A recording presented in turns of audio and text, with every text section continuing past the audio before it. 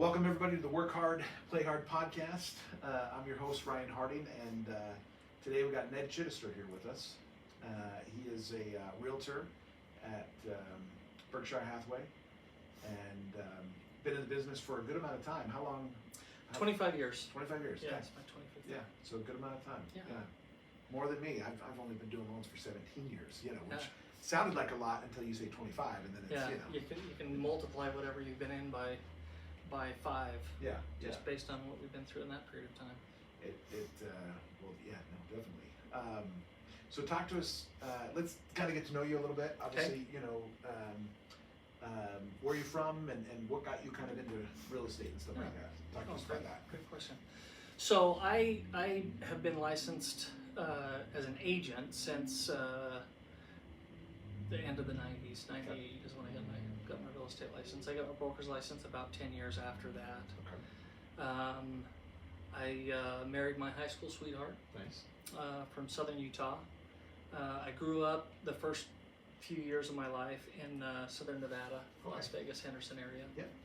And then met my wife and moved to Parowan my freshman year in high school and Okay. met my wife. And Nice. we've been married, celebrate 30 years of marriage this year, Wow. next year in June. And then 2 kids, got a daughter that's just graduated from BYU.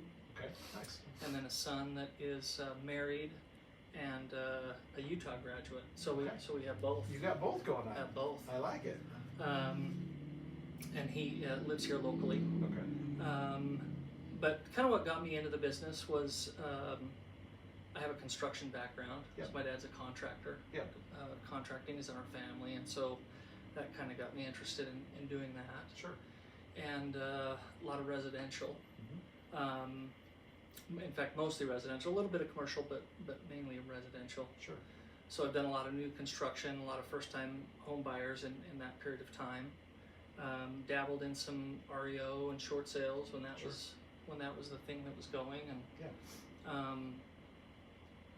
so yeah, I've kind of in different phases of the market or different years when depending on what was going Sure. and what was popular, we just adapted to whatever we needed to do to make a living. So.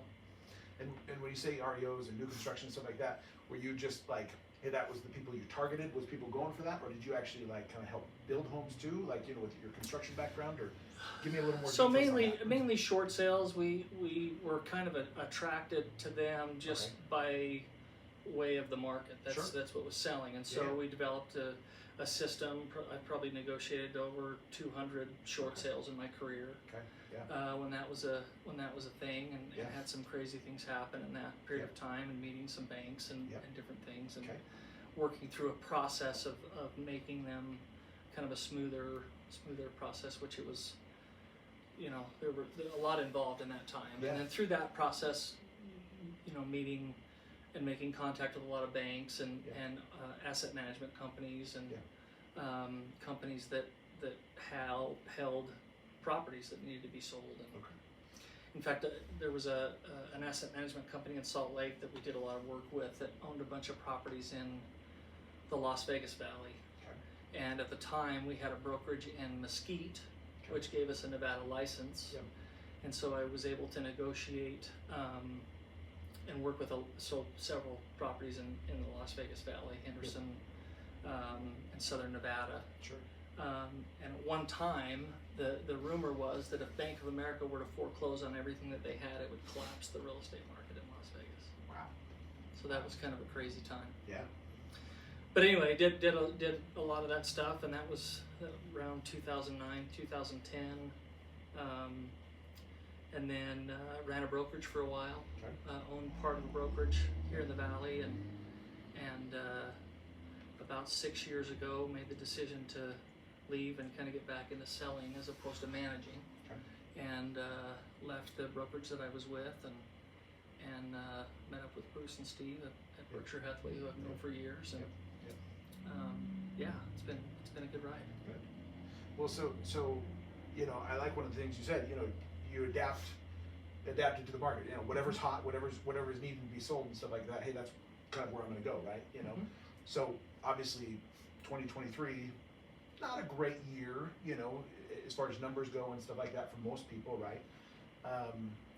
But from what I can see with your numbers, you're doing really well this year. So tell me how are you adapting, I guess, to this market that's giving you success? What things are you doing that, you know, because again, you have to roll with the dice that you're given, I guess, right? Yeah, exactly. 2023 has been a weird year from the standpoint of, I feel like I've had an opposite year of most people that I talk to. Most people that I talk to had a great first half of the year, and the second half of the year they've kind of limped into Christmas, or the New Year, end of the year kind of thing. I had the opposite, where I had not necessarily a slow first half of the year, but average.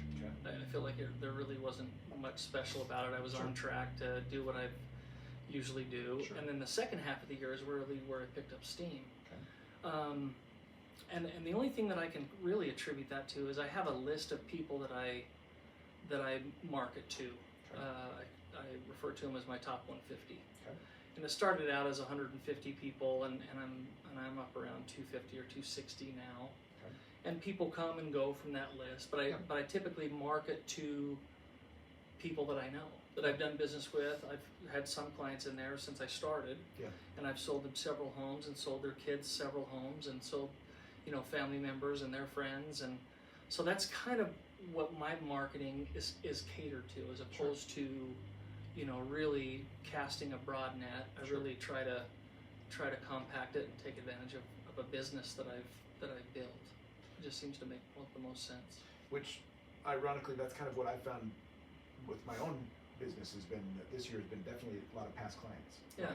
And it sounds like, so I mean, that's, I guess, one of the benefits of doing it right, which I would assume you have. I mean, you've been doing it for 25 years.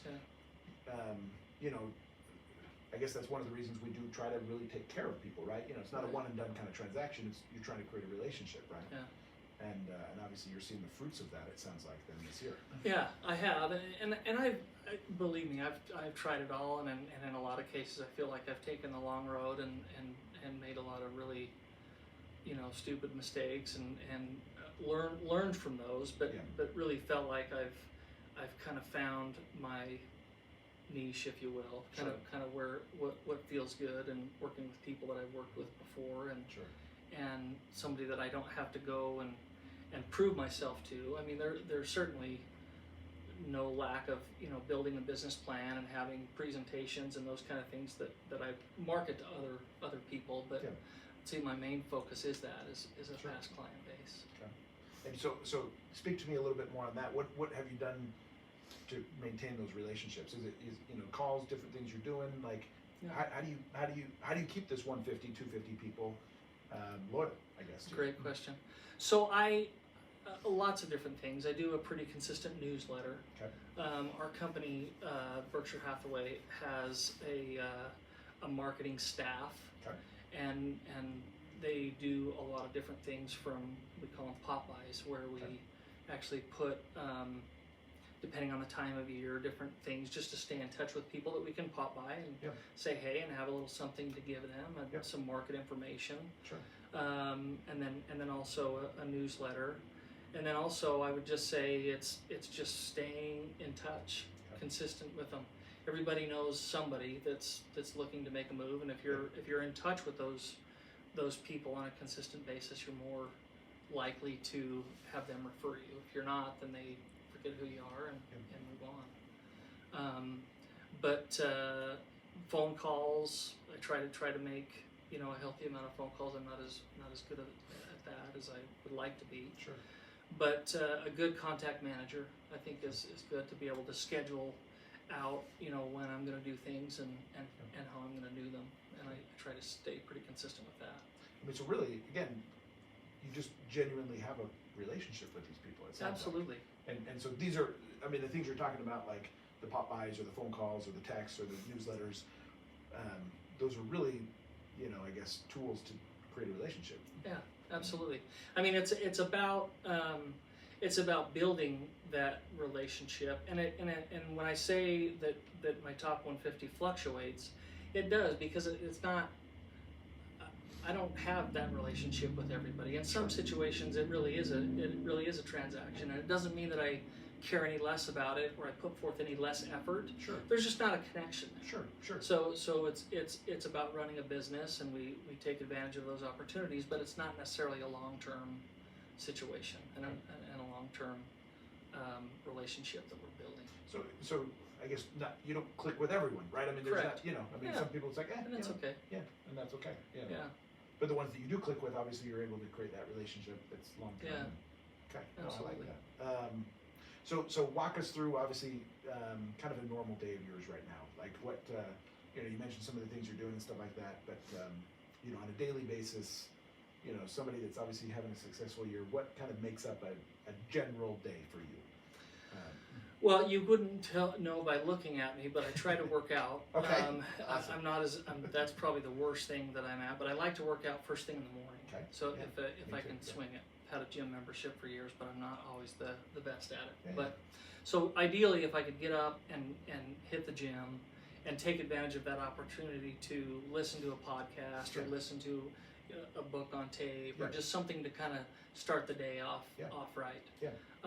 I also have a morning routine that I use through a program that we have taken through our company just for a morning routine of sorts, where we're listening to something or we're reading something, or trying not to have the social media thing start as soon as you roll out of bed. Yeah. So my mornings are important, and I try to stick to that.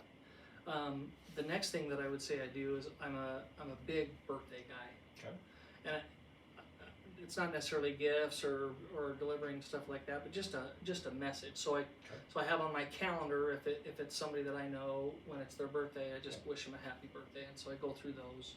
And by text or call or email, what do you do? Usually text. Text, okay. Yeah, just something that I can quickly get to it and, Sure. and let them know that I'm thinking about them and wishing them a happy birthday. And that a lot of times will catch people off guard, especially for the first time. They're, but how did you know it was my birthday? Yeah.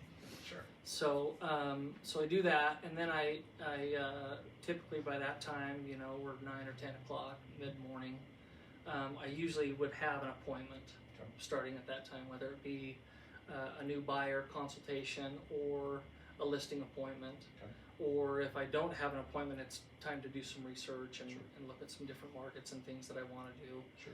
I'm always on the lookout as well for a project, whether it be a home that we want to buy and fix it up and sell it, or we want to, create a rental situation. That's kind of the next phase of my life that I'm kind of focused on for a long term. Is the rental market, is that what you're talking about? Yeah, maybe have rentals or fix and flips, just a way to. Sure. I'd really like to get my kids more involved in stuff like that, and for a long term, retirement situation. Sure. And then afternoons are usually filled with appointments as well. Okay. I have a calling in my ward. I'm actually in the bishopric, and so that's kind of changed over the last couple of years, where that usually occupies my Tuesday nights and Wednesday nights and then a lot of the day on Sundays. So, which I try to take at least one day a week where I'm not working, which is Sunday. Okay. So typically I'd have appointments, try to be done by 7 or 8 o'clock in the evening if I don't have appointments or have things with church. So that's kind of a day in the life of what I do. I like it. You mentioned work-life balance, and you mentioned your kids. Any of them looking to follow you into this industry, or maybe treat it as kind of a hobby? Like you mentioned real estate, so hey, okay, maybe you're still a doctor, but let's buy real estate together or something like that. Yeah. Is that I think they have both of them have kind of a real estate bug where they would like to own real estate. Yeah.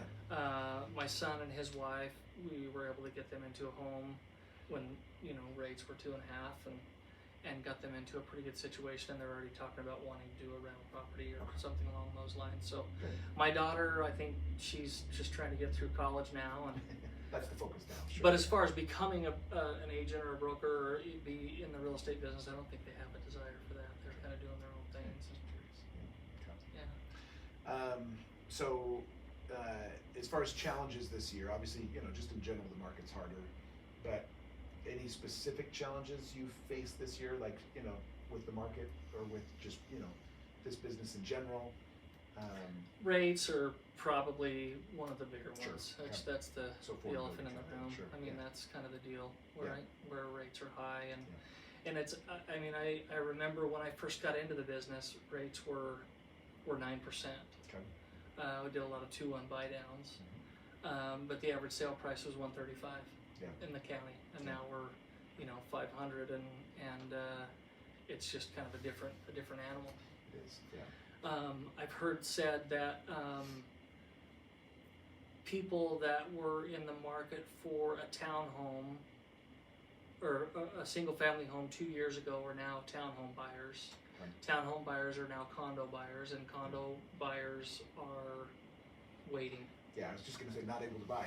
So it's really so. it's an interesting time to be able to, and nobody seems to have a secret to finding affordable housing. Like, how does that even work? I think it starts with the dirt. Yeah. Finding the dirt at the right price and being able to build, but then you run into construction costs, and even if you could get the land donated, I mean, that's a constant problem. It is. And so I think those are, probably some of the biggest challenges is just cost and rates, and I don't really have a crystal ball. I feel like any election year that I've ever been involved in, as far as a presidential race, the guy that's in the White House wants to stay in the White House, and so the two things that are at the top of their list is how do we bring rates down and how do we bring gas prices down. And so I think the Gilligan that's there is going to try to do that and look like a hero, and we'll see how that works out. But so I think rates will come down, which that's pretty much what everybody's saying. I don't think we'll get to 2.5. No. I think we'll get in the 5s or the 6s if we're lucky, and it's going to be interesting next year. Yeah. Okay. As far as advice, I guess for again, you've done well this year, but like, what about somebody that's just starting off in this business? Any advice, for a realtor? Any other realtors that are Don't starting do off? it. Don't do it. Get out. Don't do it. Okay. All right. No, I think I remember having a conversation with somebody that had been in the industry for quite some time. In fact, I remember going to a sales rally of sorts for a company that I was looking at when I was still actually in real estate school. And there were probably between, I don't know, 750 and 1,000 people in the room. It was a fairly sizable brokerage across the state. Sure. And there was a guy giving a presentation, and his focus was working with expired listings. And he had kind of an exact system that he worked, and he stood at the pulpit and told exactly what he did every day. And I remember thinking after he was done, like, that is really strange that you would share your entire business plan with all these people. What is going on? Yeah. And I went up, there was kind of a crowd of people around him asking him questions after. And somebody asked the question, why would you do that? Yeah. And his answer always is stuck with me, and that was something to the effect of, it doesn't matter, I could share that with everybody and show them exactly what I could do. The reality is very few people are going to do it anyway. And I think that's always stuck with me from the standpoint of being new in the business. There's not an easy way. I mean, you've got to get in, you've got to work your butt off, and try to make something happen. You've got to have and develop relationships with people. That's really what it boils down to. And if you're not willing to do that, and you're not willing to work hard, it's probably not the right industry for you. Sure. Just to be frank. I mean, you're going to have situations where rates are going to be high, or housing prices are going to be high, or we're going to have an inventory shortage, or homes are going to sit on the market forever, or you're going to have foreclosures, or you're going to have short sales. We've had all of those kinds of things. Those are opportunities, in my opinion. And so people don't oftentimes look at it in the same manner. And so if you're not willing to work, or you're not willing to read and react and change what you're doing, or have the ability to do so, and you're not willing to develop relationships, it's probably not the right thing for you. But if you are, there's a tremendous opportunity. I look at the years coming out of COVID, or the craziness that went on, where all the overbidding and the people doing some crazy stuff. I was involved in a lot of that. I wouldn't even say that was a fun time. I mean, to be a buyer in that kind of a market where you had, multiple offers on the table, and people are, just sign it, and $10,000 of my earnest money goes right directly to the seller. And I remember having a conversation with a seller, which that's mainly what I have worked with over the last 10 years, are sellers. And the seller telling me, we got an offer for $100,000 above list, and they said, what do you think we got to do? I said, I think you got to sign it before they change their mind. So it's like there's just greed eats the brain, and so there's a lot of people. That was just a crazy time, and I feel like it's more normal now, more of a, if that is even a word anymore. It just feels like more of a normal market. So are you seeing? I love your advice with new agents and stuff. Are you seeing a lot of agents? You're at a pretty big brokerage. Are you seeing a lot of agents leave the industry right now? The ones that maybe like. I haven't seen a ton leave. No? It seems like in this kind of a market, there is a lot of recruiting that's going on. There's a lot of brokerages that come around and have the answer. And you've gone about it all wrong.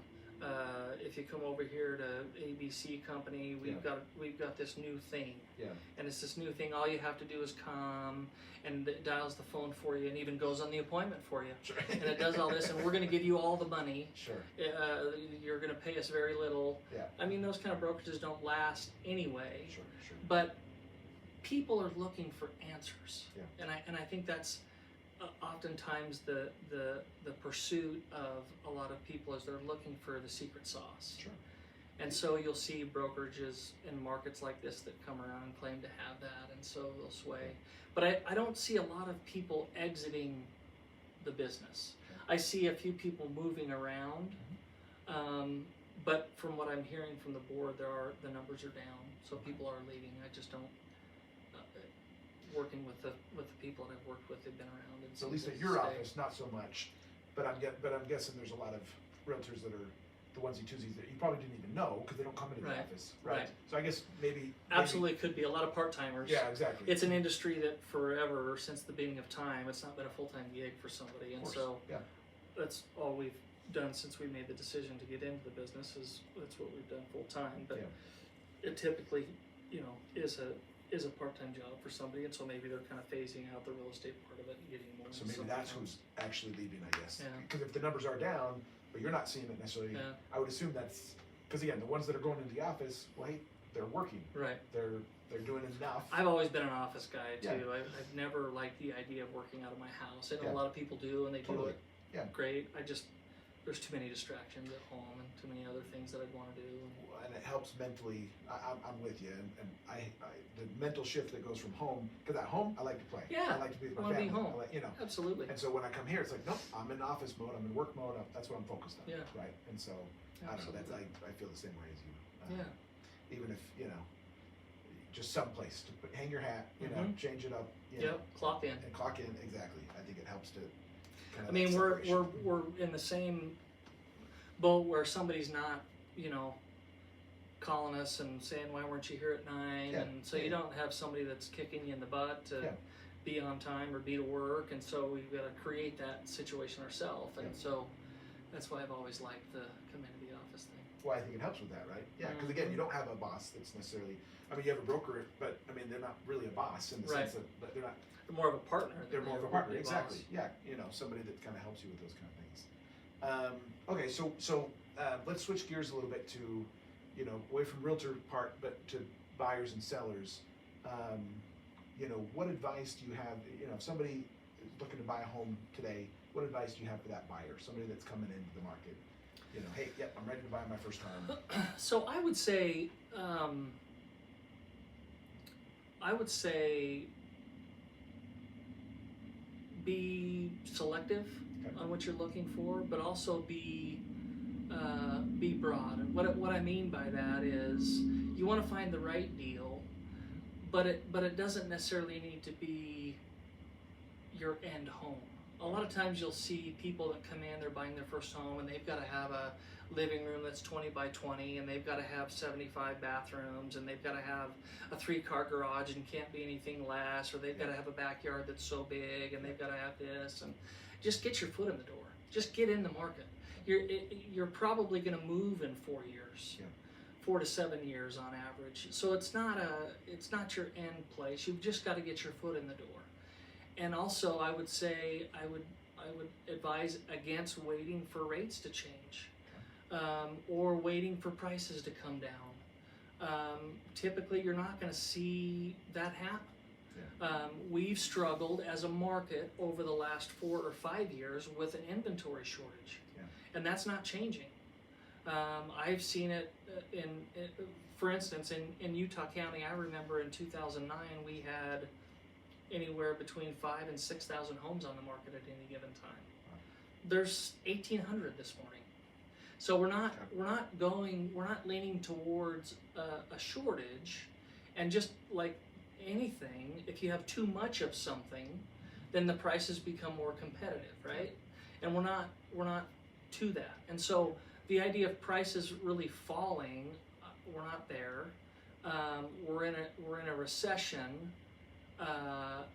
In some regards, based on the definition of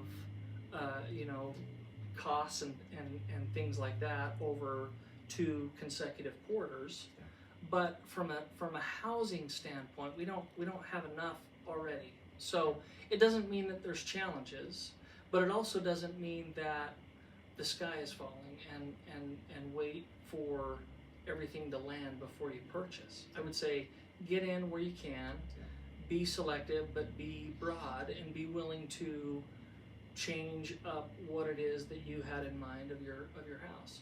Because real estate is something that's going to go up in price, it's going to go down in price, but it's not typically going to fall too much. 6 to 12% per year, it's going to go up.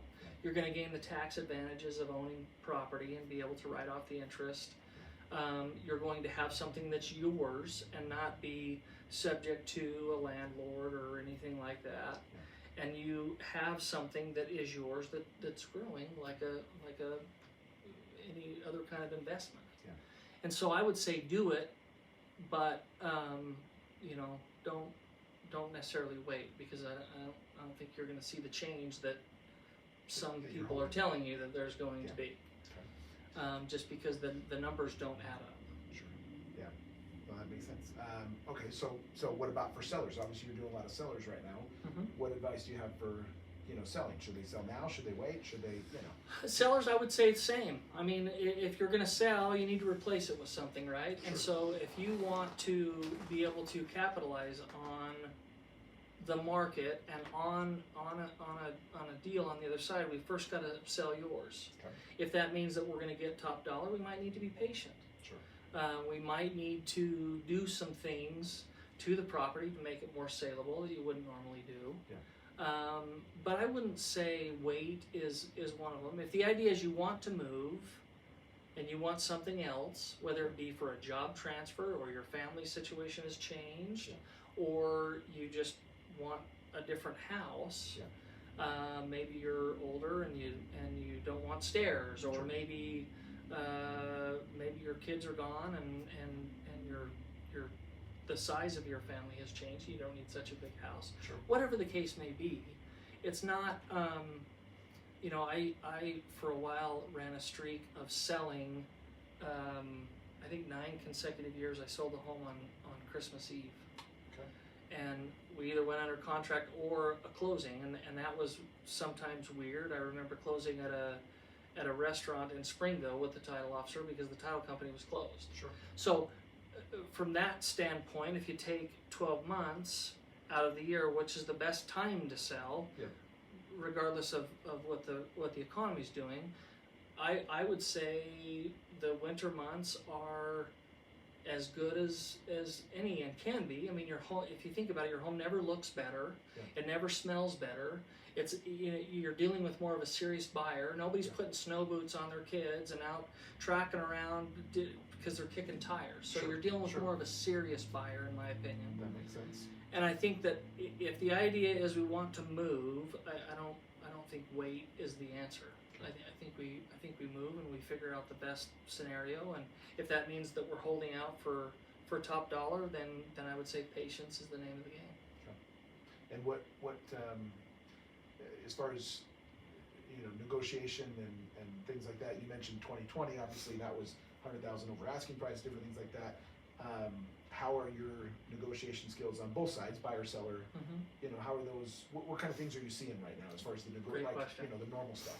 So I would say, you know, 3 years ago, the idea of getting the seller to pay closing costs was laughable. Sure.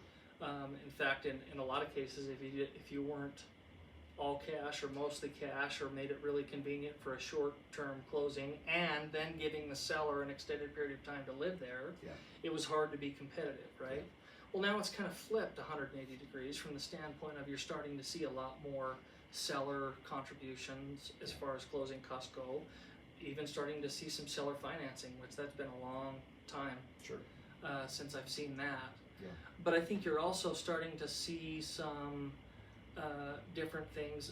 I'm seeing builders offer special interest rates where they're going out and buying a portfolio of loans and being able to offer special interest rates. Yeah. I just closed on one not long ago where the buyer was able to get in at a less than 5% interest rate for 30 years. Wow.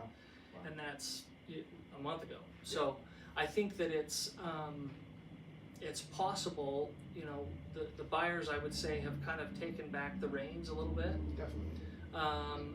But I also think that we're still seeing in some situations, in some parts of the state, where there still is multiple offer situations, and there still is a demand, and there still is that competition that exists. Yeah. But I think you're starting to see more seller pays. You're starting to see more of the seller buying a home warranty, for instance, which was unheard of a little while ago, and you're starting to see the sellers have to bend a little bit in order to get a deal done.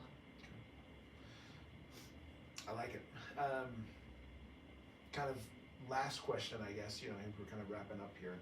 Tell me where you think the future of real estate is. Not necessarily, you know, the forecast for the market or something like that, but like just in general. You know, with different technology, with different laws, with different things. You know, any kind of thoughts? Just if you could see the future. You know, your crystal ball that you obviously got under your desk. You know, but where's the future of real estate? Well, I think that's a great question, and there seems to be a lot of differing opinions.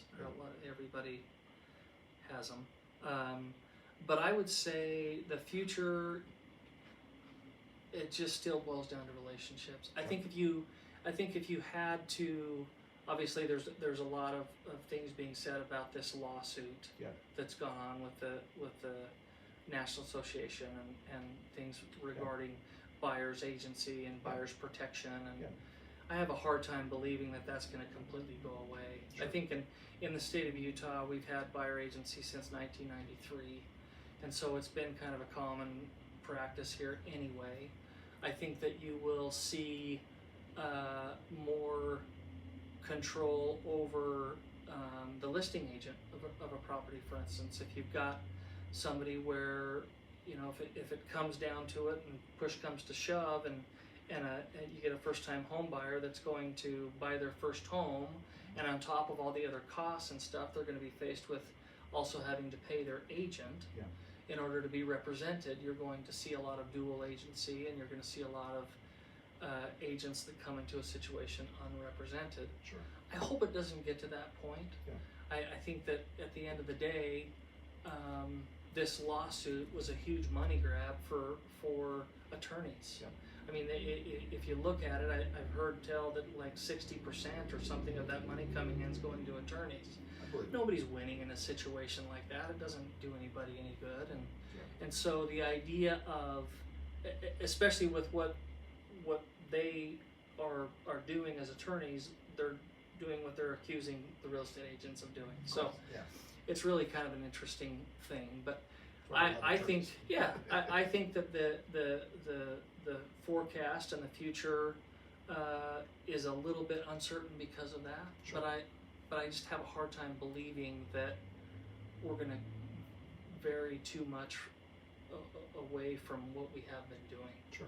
Where you see people are able to be represented in a transaction, be able to, you know, have their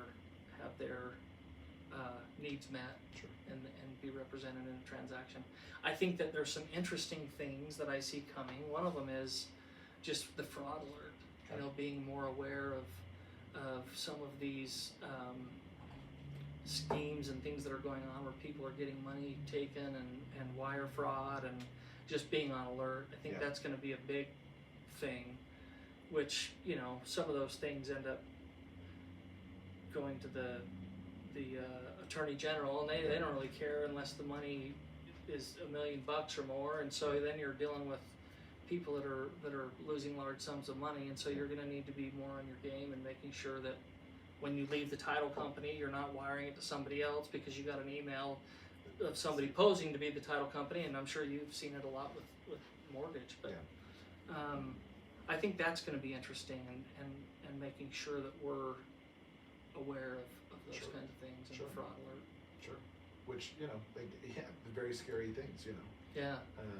You know, the crooks are getting more sophisticated, I guess. Yeah. And, Absolutely. we got to be careful. Technology's changing, you know.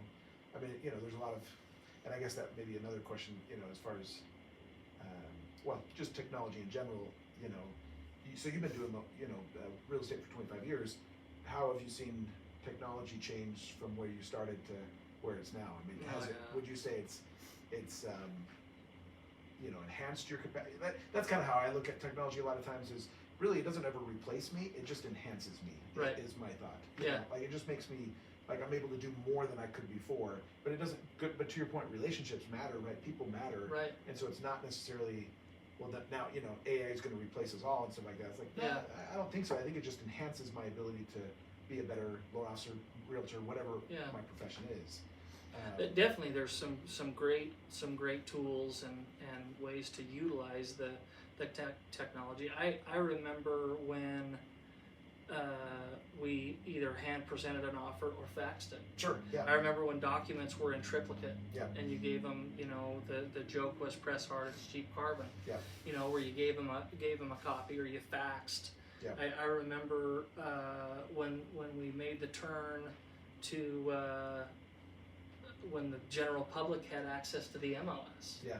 Okay. And we thought that our job was going to be officially done with, and there were people that concerned about Sure. Y2K and Sure. all of that whole thing, and so there certainly has been a lot of changes. There's also been a lot of changes in technology and things that ideas that have come up that really haven't taken off, and were really kind of a waste. But I think that overall, there's always going to be a need for somebody to represent somebody in a transaction. Sure. It really doesn't matter what it is, but there's going to need to be a professional in a situation, and I think that provided that you're doing the right things and building those right relationships and fostering those relationships, I think that there's, you know, my hope is that there's always going to be a need for them. Well, I think you're probably right. I would say the fact that technology has changed over the last several years, and yet we're all still here. Yeah. You know, again, I think you're right. And Absolutely. so whether that just means that, you know, I'm sure there's, again, still changes that'll take place, and whether that means, you know, margins come down or different things like that, perhaps. But obviously, volume, you know, for the individual maybe goes up, right? You're doing more because again, you're Exactly. able to. But who knows? Yeah. Ned, this has been great. I enjoyed chatting with you.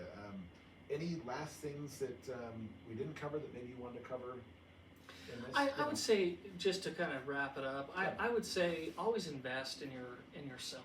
Okay. You know, one of the issues, or one of the challenges that I see that people face with careers is you know, it's a relatively easy business to get into and Totally. very easy to get out of. Sure. And so while you're here and while you're working this and calling this your career, take some of that money you're making and invest it in yourself and in your business. Sure. It's what we're running as a business, and so you've got to be able to do, you know, you've got to be able to market yourself, and I, you know, along with lots of other things, I've made every marketing mistake in the book and jumped on every great idea that somebody's tried to sell me, and so Yeah. I think I would say just make sure that you're investing a good portion, you know, 5 to 10% a year into your business.